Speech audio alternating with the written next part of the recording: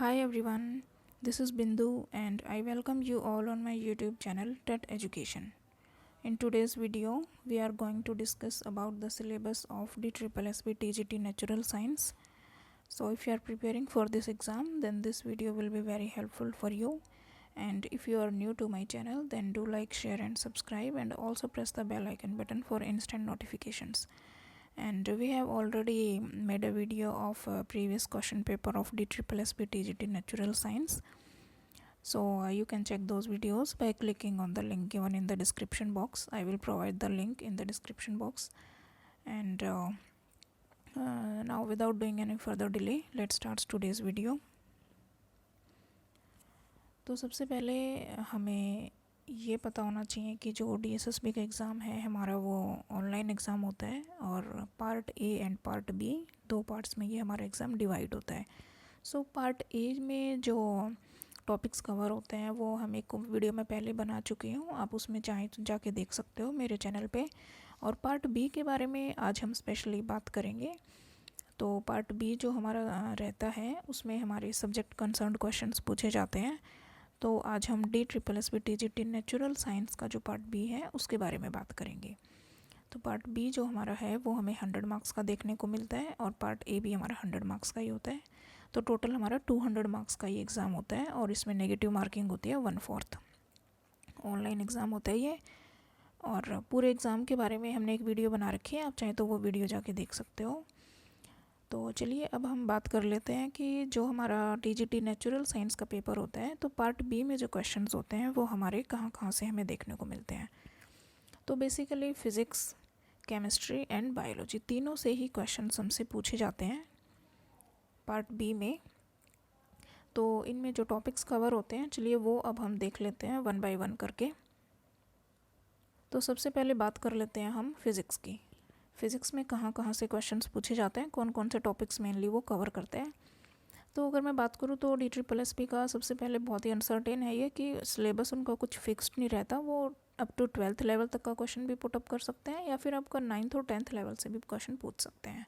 तो अगर मैं बात करूँ लास्ट ईयर जो पेपर हुआ था आपका 2021 में, उसमें सिर्फ और सिर्फ 9th और 10th क्लास से ही क्वेश्चंस पूछे गए थे, इससे बाहर सिंगल क्वेश्चन भी नहीं गया था.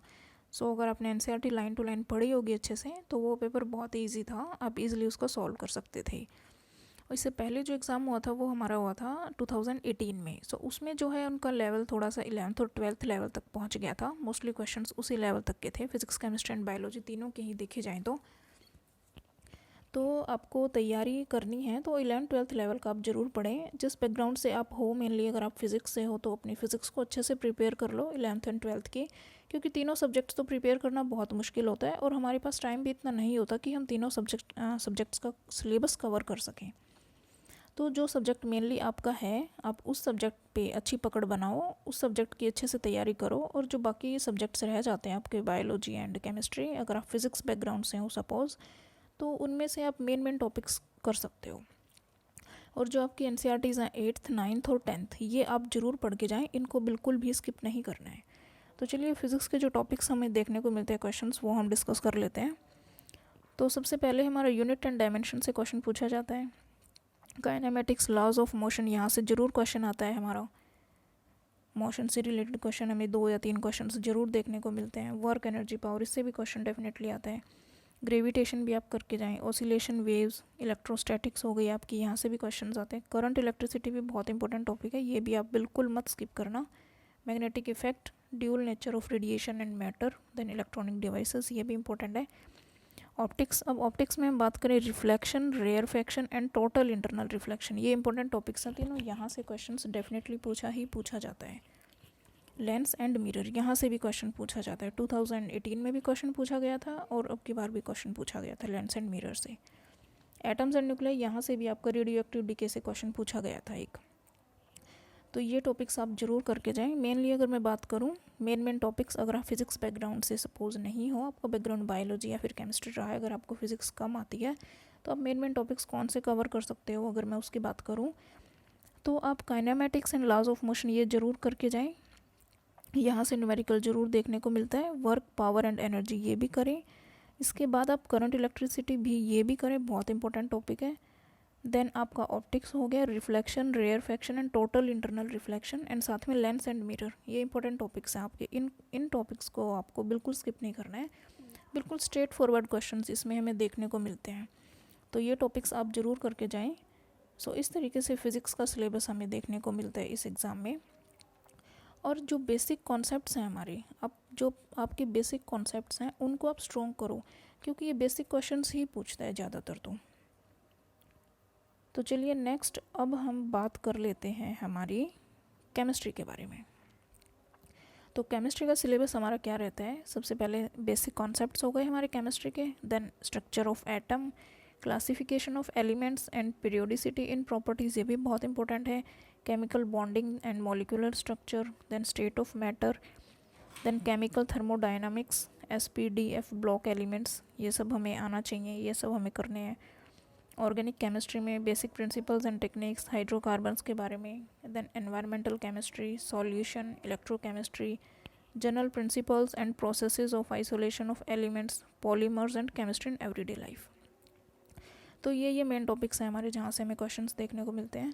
तो यहाँ से भी अगर मैं मेन टॉपिक्स की बात करूँ, जहाँ जहाँ से मोस्टली क्वेश्चंस हमें देखने को मिले हैं, तो स्ट्रक्चर ऑफ एटम हो गया आपका, classification of elements and periodicity, ये भी इंपॉर्टेंट टॉपिक है आपका। यहाँ से SPDF ब्लॉक के बारे में भी आपको नॉलेज होनी चाहिए, हाइड्रोकार्बन्स का भी पढ़ के जाओ, एनवायरमेंटल केमिस्ट्री भी बहुत इंपॉर्टेंट टॉपिक है, इसको भी आप ना स्किप करें।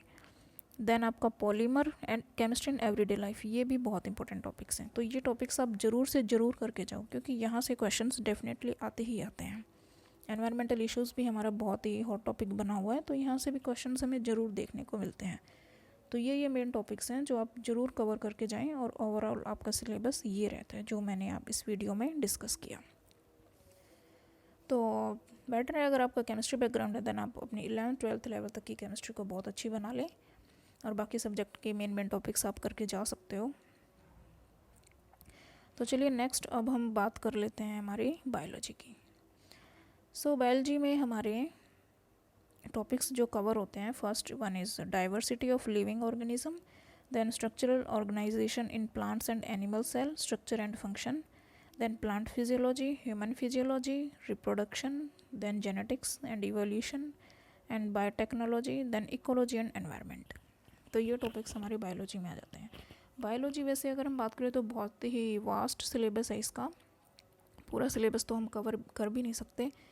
अगर बायोलॉजी बैकग्राउंड है देन आप कर सकते हो, कोई दिक्कत वाली बात नहीं है इसमें। अगर आपका बायोलॉजी बैकग्राउंड नहीं है तो आप इसमें से भी मेन टॉपिक्स चूज़ करके और उनको अच्छे से प्रिपेयर करके एग्ज़ाम में जा सकते हो। तो अगर मैं मेन टॉपिक्स की यहाँ से बात करूँ, आपके मेन टॉपिक्स कौन से बनते हैं जहाँ से क्वेश्चन डेफिनेटली आता है, तो जो डाइवर्सिटी वाला चैप्टर है आपका 9th क्लास में, उसको आप अच्छे से रीड करके जाओ। बेसिक चीज़ें ही पूछता है DSSB, आपको इतनी डेप्थ में नहीं जाता वो। तो डाइवर्सिटी इंपॉर्टेंट टॉपिक है यहाँ से बहुत ही ज़्यादा। प्लांट्स और एनिमल सेल की भी नॉलेज आपको होनी चाहिए अच्छे से, और सेल ऑर्गेनल्स जो भी होते हैं उनकी फुल नॉलेज आपको होनी चाहिए, किसका क्या फंक्शन होता है। 1 मार्क्स के बहुत से क्वेश्चंस बनते हैं यहाँ से। और बेसिक नॉलेज आप जेनेटिक एंड इवोल्यूशन की भी ले सकते हो, ये भी करके जा सकते हो थोड़ा बहुत। यहाँ से जो मोस्ट इंपॉर्टेंट टॉपिक है, यहाँ से हमें 10 क्वेश्चंस डेफिनेटली ज़रूर देखने को मिलते हैं, इकोलॉजी एंड एनवायरनमेंट। यहाँ से 10 से 12 क्वेश्चंस आपके ज़रूर आते हैं। तो ये बहुत ही ईजी टॉपिक है और इसको आप ज़रूर प्रिपेयर करके जाओ, इसको आपको स्किप नहीं करना है। तो अगर मैं बात करूँ अब plant physiology and human physiology की, तो थोड़ा सा हम इसको डिटेल में देख लेते हैं, इसके मेन टॉपिक्स आपको कौन से कवर करने हैं। तो प्लांट फिजियोलॉजी में आपका क्या आ जाता है, photosynthesis, nutrition, transportation, respiration, hormones, ये सब वगैरह आते हैं। प्लांट्स की जो है ओवरऑल स्टडी, फुल स्टडी, वो सब आता है प्लांट फिजियोलॉजी में।